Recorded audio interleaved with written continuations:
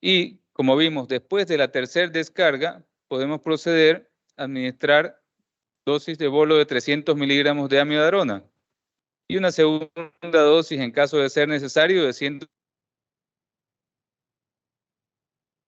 En caso de no contar con amiodarona, podemos optar por la lidocaína, hay que administrar en dosis de 1 a 1.5 miligramos por kilo, y en caso de ser necesario, una segunda dosis de 0.5 a 0.75 miligramos por kilo. Aquí podemos observar un video sencillo para el manejo avanzado de la vía aérea. Hay que utilizar la intubación orotraqueal o, en su defecto, si es que tenemos un dispositivo supraglótico para el manejo avanzado de la vía aérea. En caso de que logremos o tengamos los insumos para intubar al paciente y nuestro equipo de monitorización tenga capnógrafo, hay que observar que la capnometría o capnografía esté funcionando adecuadamente. Estos niveles van a ir ascendiendo, lo que significa de que está habiendo un adecuado intercambio de oxígeno y dióxido de carbono. Una vez que se ha logrado o se ha llevado a cabo el manejo de la vía aérea, se ha logrado intubar al paciente, las ventilaciones ya empiezan a ser cada 6 segundos, o sea, 10 ventilaciones por minuto. En ningún momento dejar de comprimir, hacer las compresiones torácicas continuas.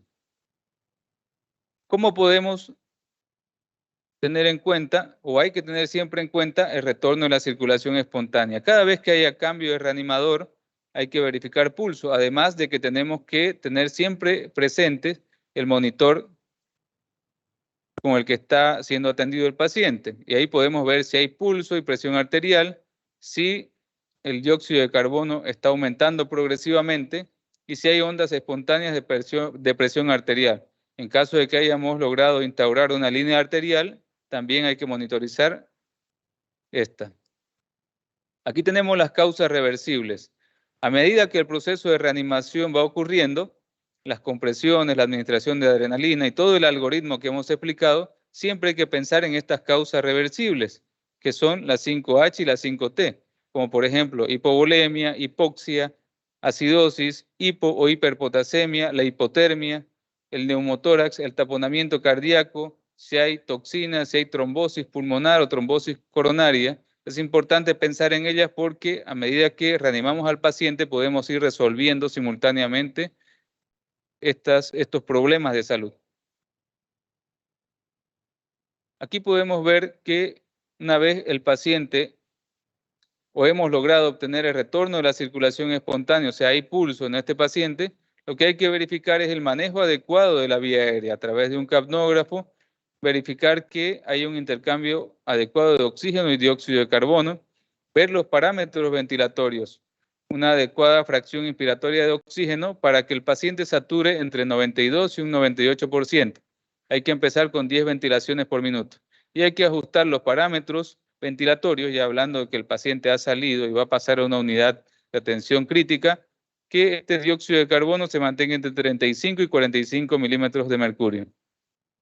Importante los parámetros hemodinámicos, o sea, presiones arteriales, que tienen que ser mayor a 90 milímetros de mercurio la sistólica, una presión arterial media mayor a 65. Para lograr esto podemos utilizar los cristaloides, vasopresores, ionotrópicos, entre otros. Estos son la fase inicial de estabilización del paciente una vez hemos logrado obtener el retorno de la circulación espontánea. Muchas gracias, doctores.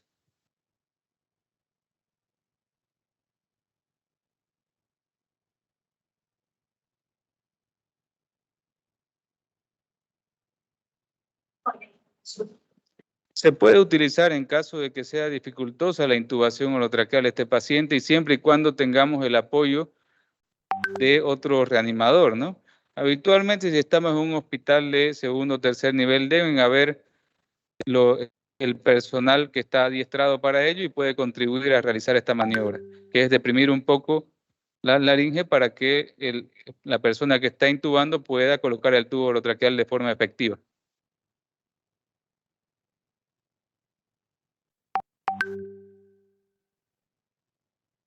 Bueno, lo primero que hay que hacer es la maniobra de comprimir, no hacer hemostasia en la medida de lo posible.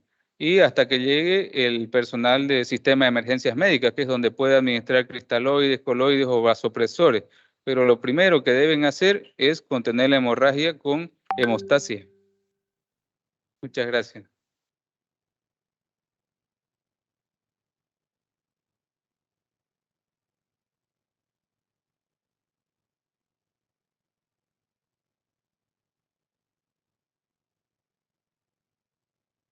Bien, agradecemos al doctor Cristian Mendoza por un tema muy importante como es el paro cardiorrespiratorio. Y continuando y ya cerrando con esta noche de disertaciones, nuestra segunda noche, enfocado a todo lo que es la especialidad de medicina interna, tenemos también como uno de nuestros profesores esta noche al doctor Pablo Arenas Durán. Él es médico internista del CINEC aquí en el Hospital Martín Weiler.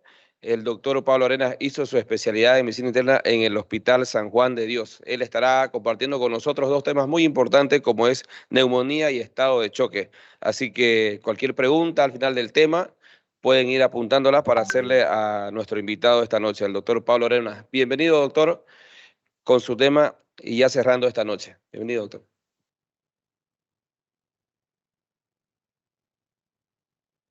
Buenas noches. Primero agradecer al Colegio Médico por formar parte nuevamente de este curso de inducción al internado rotatorio. El primer tema que voy a hablar va a ser neumonía. Como definición, la neumonía es una inflamación del parénquima pulmonar debido a un agente infeccioso. Cuando esta infección afecta a una población que no ha sido ingresada en un hospital, se denomina neumonía adquirida en la comunidad o extrahospitalaria. Cuando esto sucede en un ambiente hospitalario o un paciente que ha sido dado de alta y posterior a los 7 a 10 días, esta se considera como una neumonía intrahospitalaria. Hoy vamos a tocar el tema de las neumonías adquiridas en la comunidad o neumonía extrahospitalaria.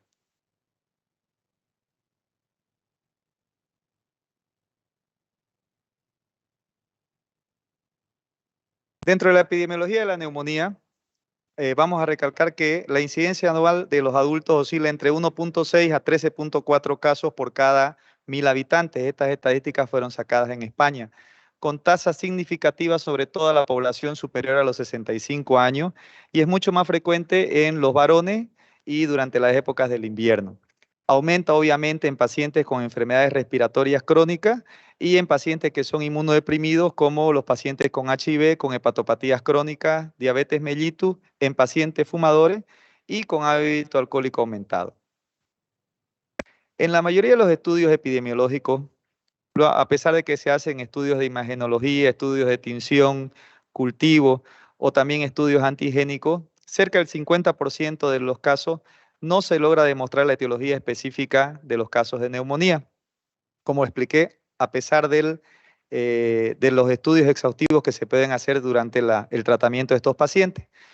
Mismo así, el otro 50% se considera que el Streptococcus pneumoniae es el agente etiológico de casi la mitad de estos casos de neumonía.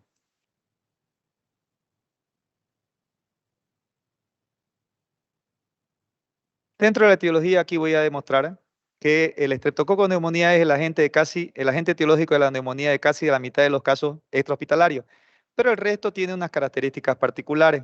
Por ejemplo, el Mycoplasma pneumoniae, que llega hasta el 37%, es más frecuente en jóvenes adultos. Y en el caso de la Legionella pneumoniae, es muy común en lugares donde hay, en asilos, escuelas, lugares donde hay concentración de personas y hay sistemas de refrigerado en los cuales puede haber alguna contaminación. La Pseudomonas aeruginosa es, por ejemplo, otra etiología que se ve en situaciones graves y en pacientes con defectos estructurales en el pulmón. Valga aclaración que aquí tenemos también muchos agentes etiológicos oportunistas que se dan en los pacientes inmunodeprimidos. Y otra cosa importante es los agentes gram negativos y anaerobios que se dan sobre todo en aquellos pacientes que han sufrido algún proceso de broncoaspiración. ¿Cuál es la patogenia de la neumonía? La mayoría de las neumonías están producidas por microorganismos que llegan hasta los alveolos y los bronquiolos terminales a través de las vías aéreas. ¿Cómo se produce esto? Ya sea a través de la inhalación de aerosoles o más frecuentemente a través de la aspiración de secreciones orofaringes a través de la vía aérea superior.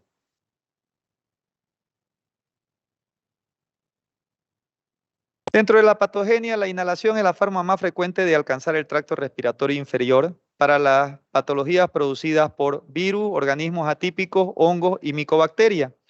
Para el resto de los microorganismos, el mecanismo habitual es la colonización de las vías aéreas superiores y la posterior aspiración de las secreciones contaminadas. Quiero aclarar que en estos casos es muy importante hacer notar que un mal aseo de la cavidad bucal es una de las causas más importantes de neumonía, y esto sobre todo en pacientes mayores de 60 años, porque aquí se produce una colonización frecuente, se puede producir una putrefacción de los restos alimenticios y esto nuevamente es aspirado a través de las secreciones a la vía aérea. ¿Cuál es el cuadro clínico de la presentación de una neumonía?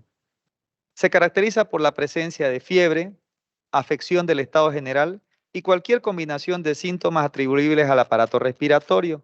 En frecuencia, la tos, que viene en un 90%, la expectoración, un 66%, la disnea, un 66%, el dolor torácico pleurítico, un 50%, y la emisión de esputo en un 15%, que puede ser este esputo ya sea de mediana o de pequeña cantidad, de escasa cantidad y de características y colores distintos, inclusive con la presencia de hemoptisis.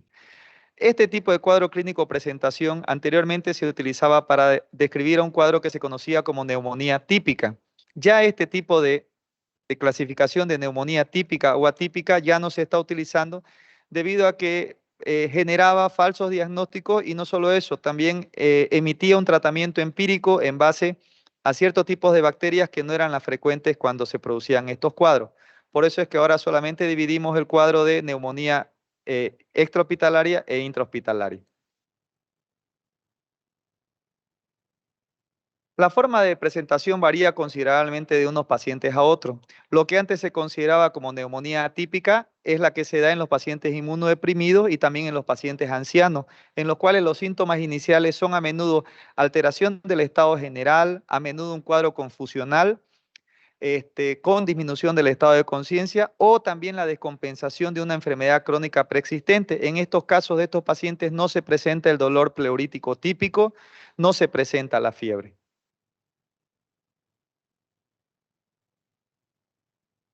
En el examen físico, ¿qué es lo que vamos a encontrar? En la exploración física, los signos más frecuentes son la presencia de la taquipnea, la taquicardia y la hipertermia.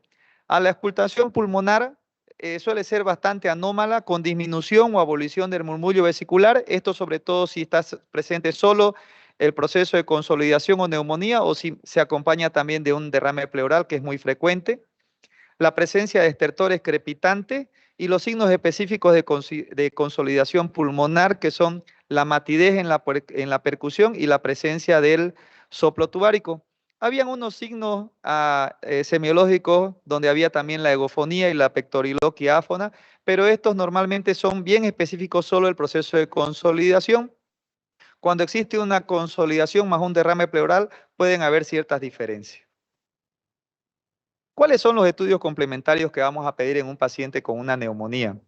Obviamente la hematimetría con la fórmula y el recuento leucocitario, que en estos casos, en la mayoría de estas va a haber la presencia de una leucocitosis, la cual puede ser leve o moderada, y esto nos va a permitir un parámetro para un criterio de ingreso al paciente, y la presencia del desvío de la izquierda. Los casos más graves normalmente se pueden presentar con leucopenia, y esto también se asocia a los procesos virales o fúngicos. En el caso de la bioquímica sanguínea, la presencia de la glucosa, urea, la creatinina, el sodio, potasio, las transaminasas y mediadores inflamatorios como la PCR y la procalcitonina, que es un estudio bioquímico que nos va a permitir o nos va a ayudar a permitir a identificar un agente bacteriano, no así en los casos de infecciones micóticas o virales. La pulsioximetría y la gasometría arterial es muy importante porque es un criterio de ingreso y a la vez un criterio de gravedad que vamos a ver posteriormente.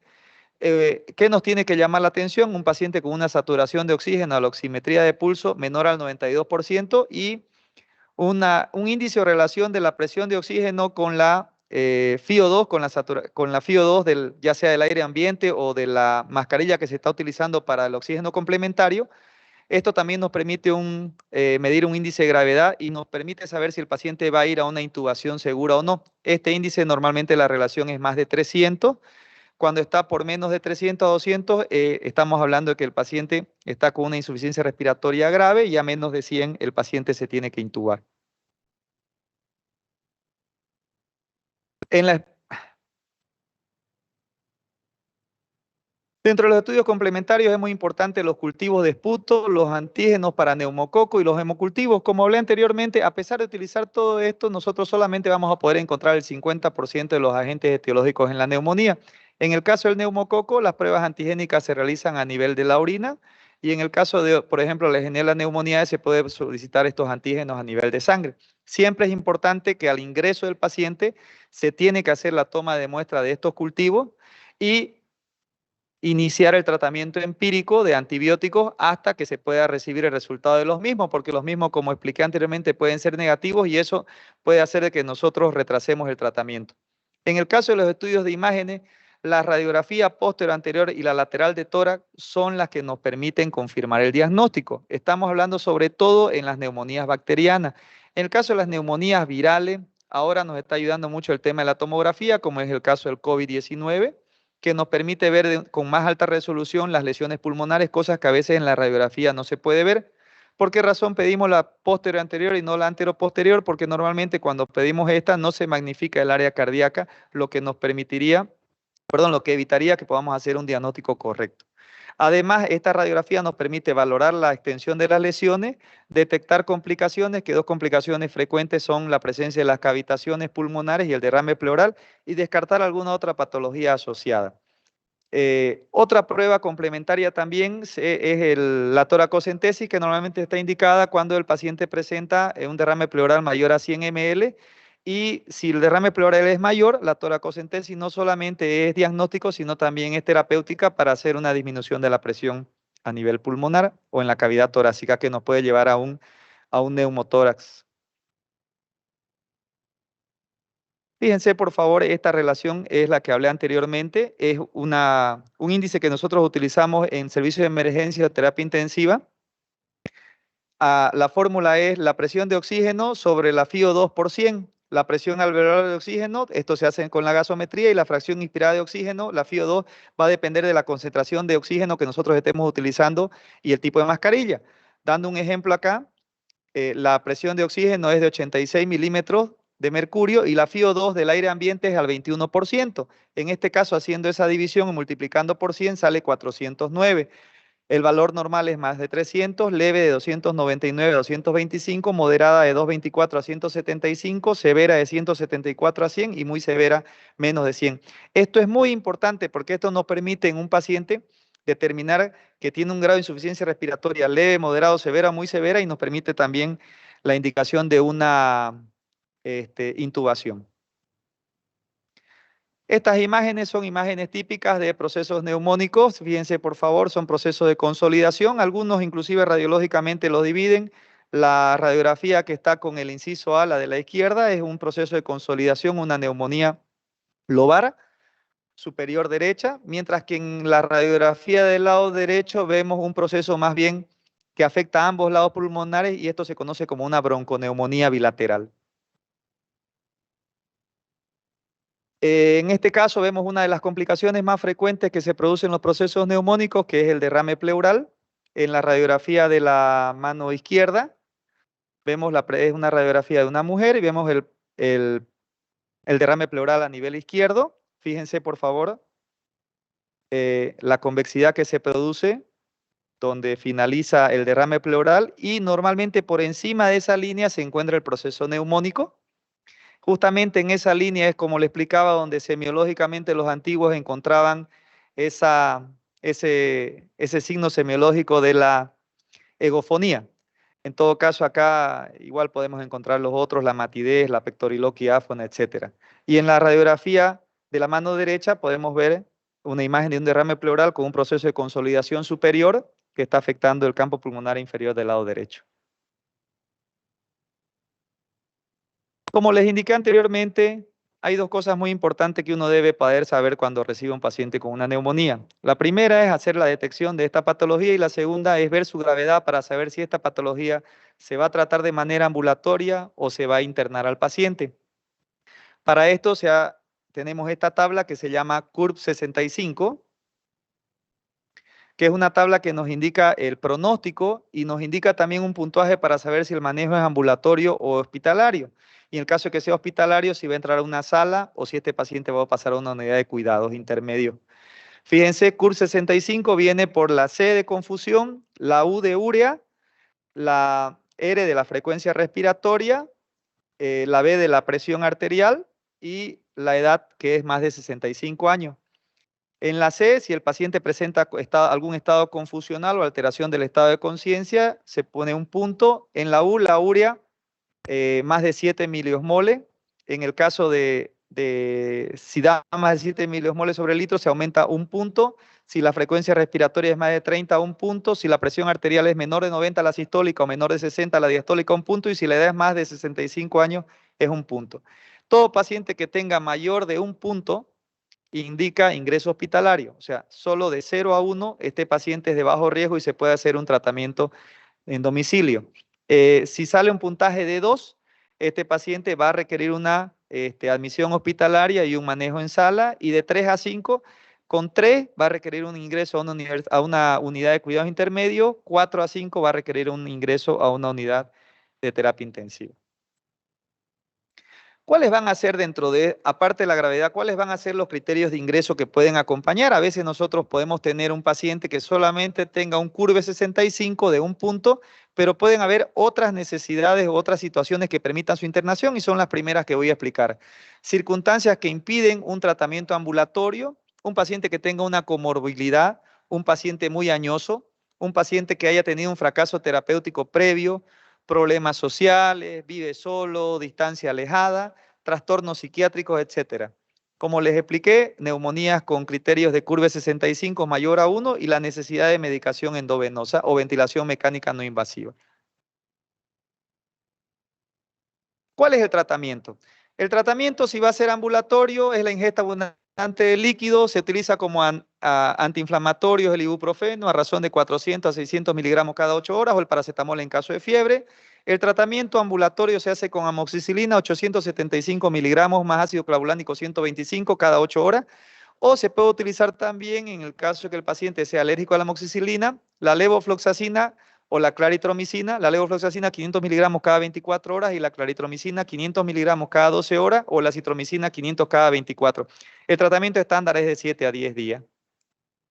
En el caso del manejo intrahospitalario, siempre este paciente debe pasar con una vía, una hidratación con soluciones fisiológicas. Los cristaloides se utilizan a razón de 21 gotas por minuto. Siempre se debe dar oxígeno suplementario, ya sea con mascarilla con reservorio o mascarilla tipo Venturi, para poder conseguir una saturación. Algunos dicen más de 90, otros más de 92%.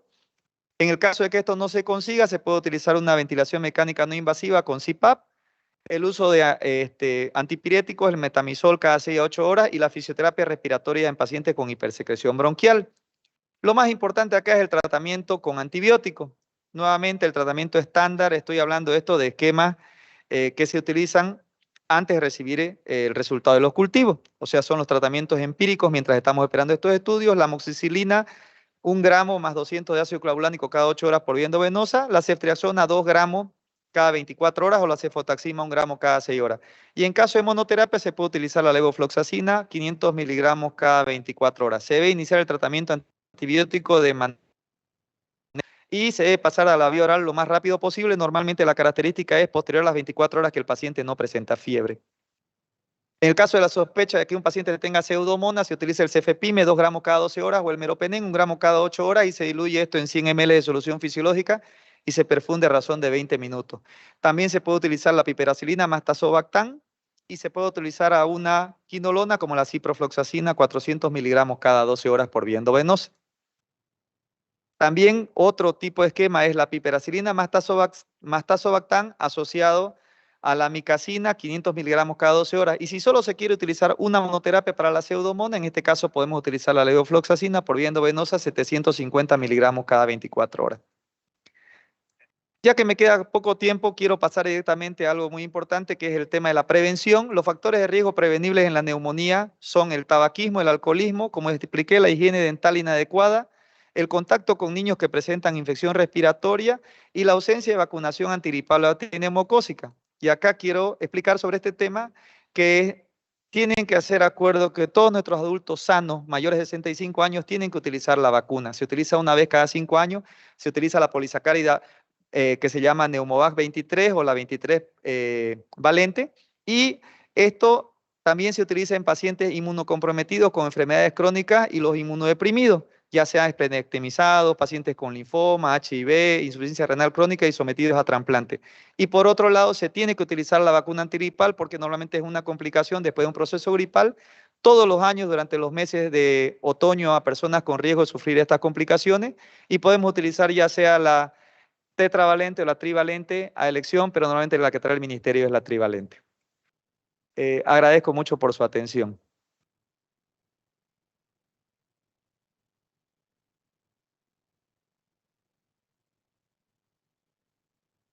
En este caso, normalmente cuando son químicas por broncoaspiración, nosotros, ¿me permite la presentación? Normalmente nosotros utilizamos el uso de los corticoides, utilizamos también nosotros la piperacilina más tazobactam. Y aquí acompañamos sí o sí siempre el metronidazol para el tema de los anaerobios, porque se ha visto que es normalmente lo que se produce la colonización posterior a esta broncoaspiración química, ¿ya? En este caso, no sé si la broncoaspiración química ha sido reciente. Hay algunos estudios que explican el tema de hacer un lavado broncoalveolar, pero desgraciadamente se ha visto que no hay mucha mejoría con esto. Gracias.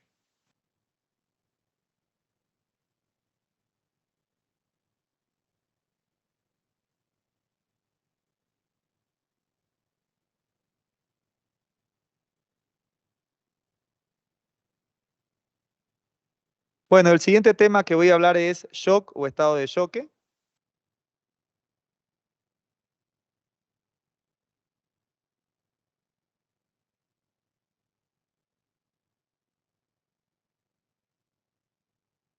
El estado de shock o choque es un estado de disfunción orgánica potencialmente mortal y que es consecuencia de una hipoxia tisular, debido ya sea a una disminución del suministro de oxígeno, a un aumento del consumo o a una utilización defectuosa del mismo.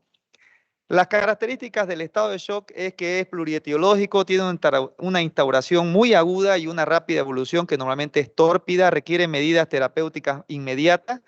Y dentro de sus causas de etiologías, en porcentaje, la primera es la causa séptica en un 64%, en segundo lugar viene el choque hipovolémico en un 20%, el cardiogénico en un 12%, el anafiláctico en un 2% y el resto en un 2%.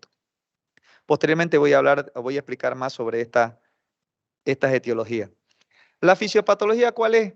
Al disminuir la perfusión tisular, el oxígeno que es transportado no puede o no llega a producir un metabolismo aerobio o este metabolismo es inadecuado y por lo tanto las células pasan a un metabolismo anaerobio con un aumento de la producción del dióxido de carbono y a su vez un aumento de los niveles del ácido láctico, lo que produce a su vez una acidosis metabólica. Durante el shock también se disparan las cascadas de la coagulación y de la inflamación en donde existen las áreas de hipoperfusión, e inclusive las áreas que son reperfundidas también vuelven a presentar un proceso inflamatorio y estas células del endotelio vascular hipóxica activan a los leucocitos que a su vez se unen al endotelio y liberan sustancias que producen un daño directo y mediadores inflamatorios que producen normalmente a este nivel una vasodilatación y escape de líquido. Como expliqué anteriormente, los tipos de shock están divididos de acuerdo a su proceso o a mecanismo fisiopatológico. Está el shock hipovolémico, que puede ser hemorrágico o no hemorrágico, el shock cardiogénico, el shock distributivo, que puede ser séptico, anafiláctico, neurogénico, y el shock obstructivo. A la vez hay casos muy raros, pero se pueden presentar estados de shock mixtos que tengan dos tipos de fisiopatología. Este cuadro resume efectivamente las características de cada uno de los shocks. Acá quiero notar que hay algunas clasificaciones que hablan del shock frío y el shock caliente. Esto habla sobre todo a las características de la temperatura corporal y de la piel. Y hay otros que hablan del shock del shock húmedo y el shock seco. En este caso se habla sobre todo si hay una sobrecarga de líquido a nivel pulmonar que voy a explicar ahora. En el caso del shock distributivo, acá lo que ocurre es una vasodilatación generalizada. El shock distributivo puede ser séptico, anafiláctico, fíjense también puede ser metabólico en el caso de un síndrome de Addison hormonal y el shock neurogénico. ¿Qué es lo que sucede acá? La presión arterial, el gasto cardíaco está aumentado, no hay ningún problema a nivel cardíaco, llega la cantidad de sangre suficiente al corazón y la función de bomba está preservada, pero hay una resistencia vascular periférica disminuida, como expliqué anteriormente, se liberan unos mediadores inflamatorios que producen la vasodilatación y este líquido que estaba dentro de las arterias se redistribuye produciendo una disminución del volumen final, y esto a la vez produce una disminución del gasto cardíaco, una disminución de la presión arterial, perdón. En este caso, como existe una vasodilatación, existe fiebre, este se considera un shock caliente. El siguiente es el shock hipovolémico. Acá la fisiopatología es una disminución de la precarga, es decir, una disminución del volumen efectivo. Este se puede deber a, como expliqué anteriormente, hipovolémico o hemorrágico por pérdida de sangre, o no hemorrágico, que puede deberse a pérdidas gastrointestinales, pérdidas renales, etc. En este caso, ¿qué es lo que sucede? La presión arterial, ¿qué es lo que disminuye acá? Disminuye el gasto cardíaco, no llega una cantidad de volumen efectivo al corazón y este, por lo tanto, no puede bombear un flujo normal. La resistencia vascular periférica en estos casos puede estar inclusive normal o inclusive aumentada. ¿Qué es lo que sucede en estos casos? El paciente va a estar cianótico, pálido y con la piel fría, por lo tanto, este shock es el que se llama también shock frío. El siguiente es el shock cardiogénico. Acá el problema o la fisiopatología se debe a un fallo de bomba o una falla ventricular. Normalmente se da en los casos de un infarto agudo de miocardio, donde hay una necrosis de más del 40% de la superficie miocárdica, la presencia de arritmia, sobre todo las taquiarritmias, las valvulopatías y la presencia de las miocarditis. ¿Qué es lo que sucede acá? Acá, como hay un fallo de bomba, no hay ningún problema en el volumen efectivo, disminuye el gasto cardíaco e inclusive la resistencia vascular periférica puede estar normal o aumentada. Este paciente nuevamente va a estar frío, va a estar pálido, en este caso es un shock frío, pero acá también se considera un shock húmedo. ¿Por qué razón? Porque como hay un fallo de bomba y un fallo ventricular, todo el volumen efectivo a nivel pulmonar que va hacia el corazón no puede ser inyectado y vuelve nuevamente produciendo un aumento de la presión capilar pulmonar y un aumento de la presión venosa central, pero sobre todo de la presión venosa capilar, y esto va a producir una sobrecarga hídrica a nivel pulmonar y va a presentarse la presencia de estertores crepitantes, por eso se considera el shock húmedo.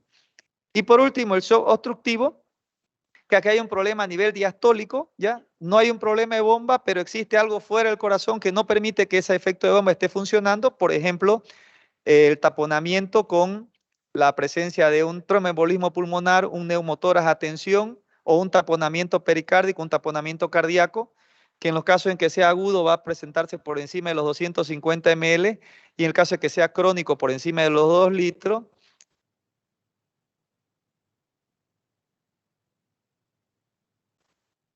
En esto, ¿qué va a haber? La presión arterial se va a ver alterada, que a pesar de que el miocardio está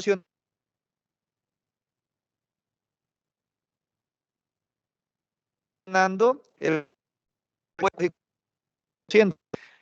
ya hablé que puede ser un taponamiento cardíaco, un neumotórax a tensión, o un tromboembolismo pulmonar. En estos casos, nuevamente vamos a hablar de un shock húmedo. ¿Por qué razón? Porque aumenta la presión venosa central y la presión capilar pulmonar y hace que el flujo sanguíneo retorne otra vez a los pulmones, produciendo una extravasación del mismo.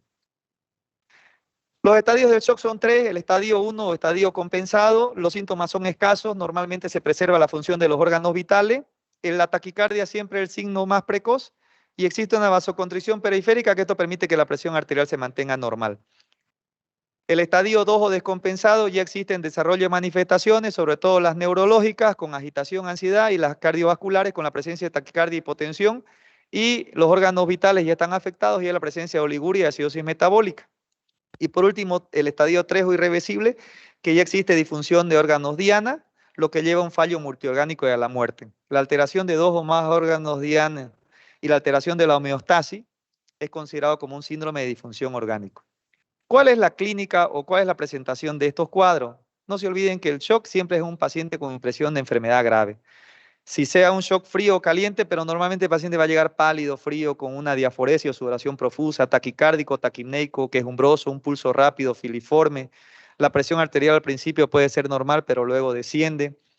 Hay taquicardia, excepto en los casos del shock cardiogénico, en pacientes que son atletas jóvenes o que toman algún tipo de antiarrítmico, en los cuales la frecuencia va a estar normal. La presión arterial va a ser inferior a 90, la sistólica, pero si es un paciente hipertenso, con que baje menos de 40 milímetros de mercurio a su presión basal, ya se considera que el paciente está con criterio diagnóstico de shock, una oligoanuria de menos de 500 ml en 24 horas y la presencia de una acidosis metabólica con un pH menor de 7.3 y un bicarbonato menor a 15. En el caso de la medición de la presión venosa central, va a estar disminuida de 2 a 3 centímetros de agua excepto en el shock cardiogénico que va a estar aumentado, y obviamente alteraciones de la temperatura y la coloración cutánea, como expliqué, ¿no? En el caso de la alteración de ir desde la sedación hasta la somnolencia y el coma profundo. ¿Cuáles van a ser los criterios diagnósticos? Estado mental alterado, frecuencia cardíaca mayor de 100, frecuencia respiratoria mayor de 22 o una presión de dióxido de carbono menor de 32, un exceso de base menor a 5 equivalentes, un lactato mayor a 4, diuresis de menos de 0,5 ml kilo peso hora o una hipotensión que tenga más de 20 minutos de duración. Tienen que estar presentes 4 de estos criterios para que sea considerado el paciente en estado de shock. ¿Qué se solicita en estos pacientes? Nuevamente, hemograma completo, toda la bioquímica sanguínea, glucosa, urea, creatinina, amilasa, albúmina, globulina, calcio, pensando en las etiologías, bilirrubina, transaminasa, CPKMB, troponina, pensando en una patología cardíaca, gasometría arterial, ionograma, pruebas de coagulación, marcadores de sepsis. El grupo sanguíneo y factor es muy importante. Hay muchas personas que se olvidan pedir esto tan sencillo. En el caso del shock hipovolémico hay que estar haciendo pruebas después para poder hacer la transfusión de concentrado eritrocito.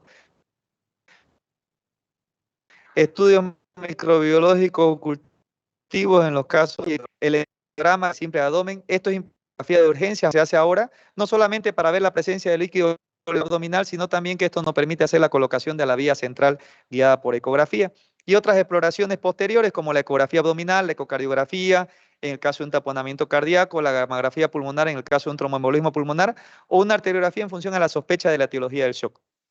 El shock es criterio de ingreso, ya sea la etiología, ya sea el estadio, shock es emergencia. O sea, ese paciente lo mínimo que tiene que estar es en una sala de reanimación de emergencia y después ese paciente se verá si pasa a una unidad de UCI o de UTI. ¿Cuáles van a ser los objetivos terapéuticos en el tratamiento? Mantener una presión arterial sistólica mayor de 90 o una presión arterial media mayor de 75 que permite un flujo sanguíneo a los órganos vitales, una PVC entre 8 a 12 centímetros de agua, una diuresis mayor a 1 ml por kilo peso hora y la corrección de la acidosis metabólica que voy a explicar posteriormente. Se tiene que conseguir sí o sí una presión arterial de oxígeno, una presión de oxígeno superior a los 60 milímetros de mercurio. ¿Qué medidas generales se deben hacer en estos pacientes? La colocación en decúbito supino y con las piernas elevadas, sí o sí la canalización por lo menos de 2 vías periféricas, las número 14, número 16, tienen gruesas, de grueso calibre, e intentar una vía central en caso de que se tengan las condiciones. La monitorización continua multiparámetro, un sondaje vesical para poder hacer la medición de la diuresis y obviamente la medición de la PVC horaria. A todos los pacientes se les administra oxígeno suplementario, ya sea utilizar una mascarilla con reservorio o tipo Venturi, en la cual se puede conseguir hasta una concentración de FiO2 del 50%. Si con esto no se consigue que la saturación aumente a más del 90% de oxígeno, se valora la ventilación mecánica no invasiva. Y si fracasa la ventilación mecánica no invasiva, se produce la intubación. ¿Cómo se hace la infusión de líquido? Inicialmente en la reanimación se hace la administración de cristaloides salinas en forma de cargas endovenosas, 500 a 1000 ml cada 15 a 30 minutos hasta que haya una mejoría de la presión arterial, de la diuresis y un aumento de la PVC. Si vemos que la PVC aumentó o llegó a valores normales, se tiene que parar la infusión de los cristaloides en forma de carga. Y luego que esto se para, nosotros al suspender la sobrecarga de líquido se administra ya una solución basal glucosalina a razón de 3000 ml en 24 horas. Para la corrección de la acidosis se utiliza bicarbonato de sodio 1 molar, normalmente vienen en sachet que vienen de 500 ml por 500.000 equivalentes y se utiliza la fórmula 0,3 por kilo peso por exceso de base, se consigue el déficit de bicarbonato y solamente la mitad de este cálculo se administra en 1 hora y luego, en 30 minutos, perdón, y luego de 1 hora se vuelve a realizar nuevamente una gasometría para poder hacer de nuevo un cálculo para ver si requiere nuevamente reposición. Y como dijimos anteriormente, si nosotros hicimos la sobrecarga de líquido, conseguimos una PVC normal, conseguimos entre 8 a 12 centímetros de agua, pero la presión arterial no mejora, debemos iniciar los fármacos vasopresores.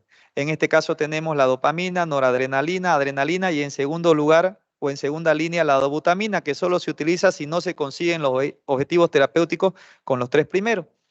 En el caso de la dopamina es una catecolamina con efecto de receptores simpáticos y dopaminérgicos que tienen un efecto cardíaco, vascular y renal de acuerdo a su dosis.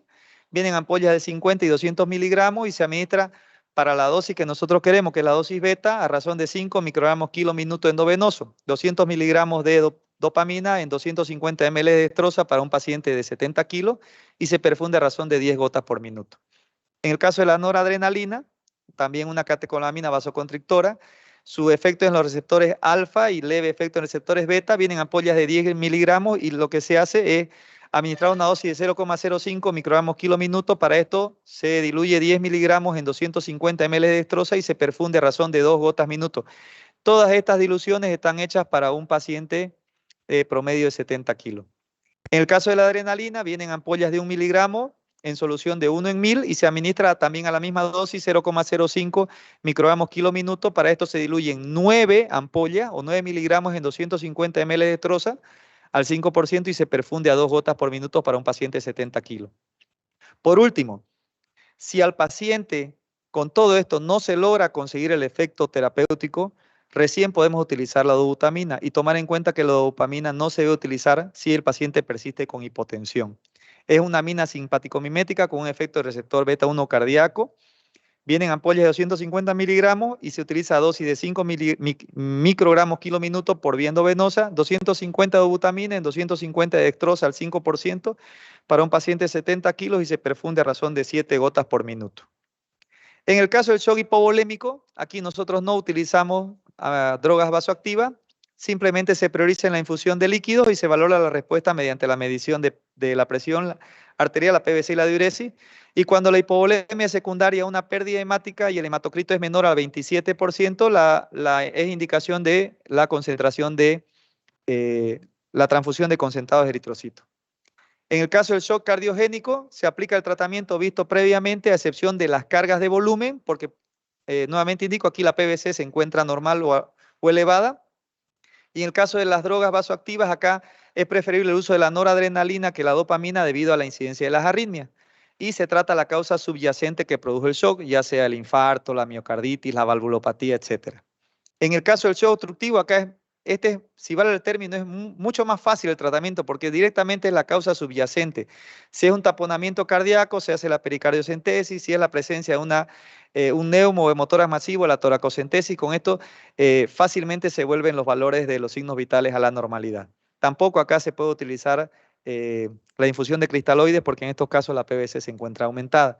Y en el caso del shock anafiláctico, se utiliza la adrenalina a razón de 0,4 miligramos o 0,4 ml por vía subcutánea. Se repite cada 20 minutos por 3 dosis. Si con esto no se consigue revertir, se pasa a la vía endovenosa, se diluye una ampolla en 9 ml de fisiológico y se pasa 4 ml cada 10 minutos por 3 dosis. Si persiste con los síntomas, se utiliza una infusión endovenosa de adrenalina y se acompaña con clorfeniramina 10 miligramos o dexclorfeniramina de 5 miligramos cada 8 horas por vía endovenosa. La ranitidina, que sabemos que es un antiácido, pero nosotros lo utilizamos por el efecto antihistamínico H2, cada 8 horas por vía endovenosa, y la metilprednisolona a razón de 125 miligramos endovenoso en bolo cada 6 horas.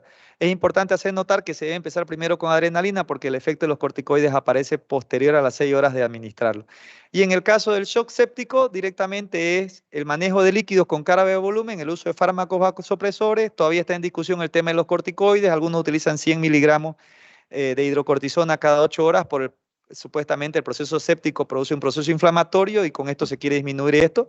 Y la antibiótico terapia empírica, que obviamente tenemos, como expliqué anteriormente en el caso de la neumonía, varios esquemas empíricos que tienen que cubrir ya sea un gran positivo, un gran negativo en combinaciones y a la espera de los resultados de los cultivos para poder hacer un tratamiento más específico del agente etiológico. Les agradezco mucho por su atención.